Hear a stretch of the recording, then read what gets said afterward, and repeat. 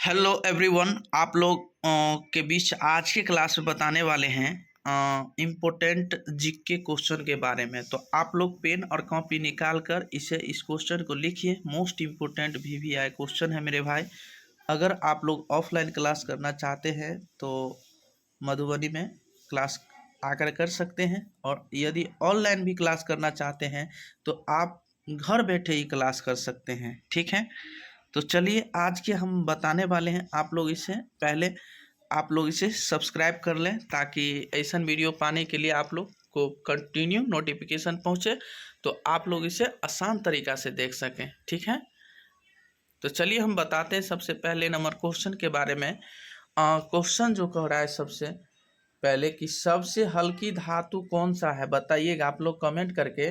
सबसे हल्की धातु का नाम बताइए। तो लिथियम है। क्या है? सबसे हल्की धातु का नाम लिथियम है। समझ गए? चलिए देखिएगा, अगला नंबर क्वेश्चन है आपके लिए मोस्ट इम्पोर्टेंट स्क्रीन बोर्ड के सामने, और शेयर भी कर दीजिए सारे दोस्तों के पास, ताकि जो भी मेरे भाई है और दोस्त है और बहन भी है वो लोग भी आसान तरीक़ा से क्लास कर सकें।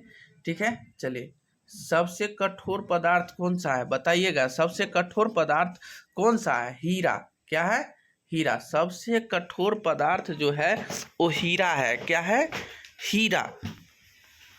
चलिए अगला नंबर क्वेश्चन पे ध्यान दीजिएगा। अगला नंबर क्वेश्चन है most important question, VVI question.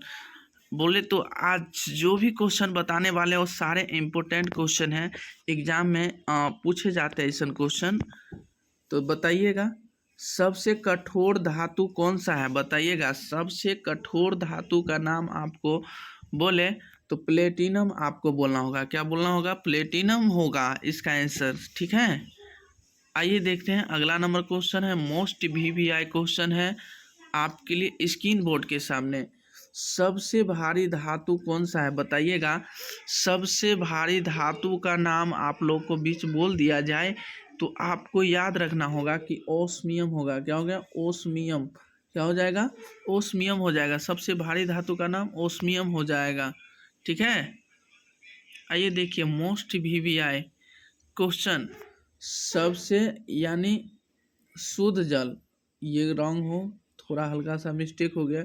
सबसे शुद्ध जल कौन सा है? सबसे शुद्ध जल कौन सा है, बताइएगा। सबसे शुद्ध जल, तो सबसे शुद्ध जल जो होता है वो जो होता है वर्षा का जल। क्या होता है भाई? वर्षा का जल ही होता है। सबसे जल मतलब शुद्ध जल कौन सा होता है? तो वर्षा का जल। ठीक है, समझ गए होंगे उम्मीद करते हैं।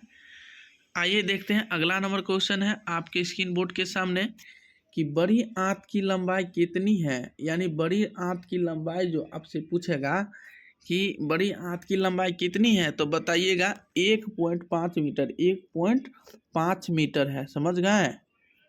आइए और इसी को कह देगा भिन्न के रूप में लिखने के लिए, तब 15 बटा कत्ते लिख दीजिएगा 10। कितना? 10 हो जाएगा। भिन्न के रूप में 15 बटा 10, और अगर पॉइंट में आपसे पूछेगा तो 1.5 मीटर होगा। ठीक है,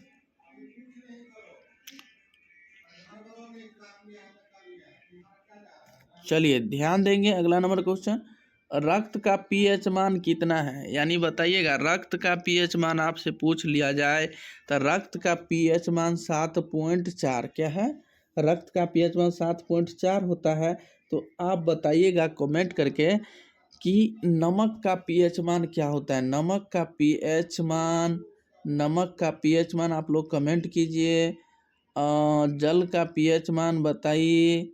उदासीन विलयन का पीएच मान बताइए आप लोग कमेंट करके। ठीक है, क्षारीय का पीएच मान बताइए, क्षारक का। तो उम्मीद करते हैं कि आप लोग इसे अच्छा तरीक़ा से समझ गए होंगे। तो आइए देखते हैं अगला number question. Most VVI important question है भाई कि खून लाल होता है क्यों, यानी बताइएगा खून लाल क्यों होता है। तो खून इसीलिए लाल होता है, किसके कारण? हीमोग्लोबिन के कारण। किसके कारण? हीमोग्लोबिन के कारण ही खून लाल होता है। समझ गए?